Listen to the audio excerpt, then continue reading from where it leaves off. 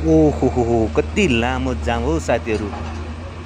आदरणीय दर्शकहरू नमस्ते, म सोमबहादुर स्याङदान, हातेमालो न्युज मिडिया प्राइलीको रिपोर्टर।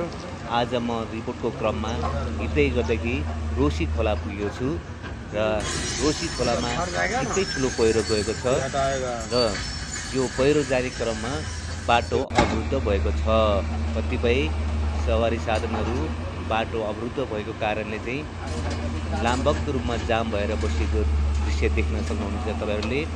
र यसै गरी बाटो पनि निर्माण हुँदैछ र माटोलाई पन्छाउँदैछ डोजरले र कति समय लाग्ने हो सम्पूर्ण यात्रा गर्ने यात्रुहरूले चाहिँ एकदमै दुःख पाइरहेको छ, हेरिरहेको छ कि कति बेला सकिन्छ भनेर। अविरल परिरहेको वर्षको कारणले चाहिँ यस्तो किसिमको चाहिँ देशको विभिन्न ठाउँमा पहिरो गइरहेको छ। आदरणीय दर्शकबिनहरू यात्रा गर्दाखेरि सजग रहेर यात्रा गर्नुहोला र मौसमको पनि ख्याल गरेर मात्रै आफ्नो घरबाट टाढा टाढाको यात्रा गर्नुहोला अनुरोध गर्दछु। धन्यवाद।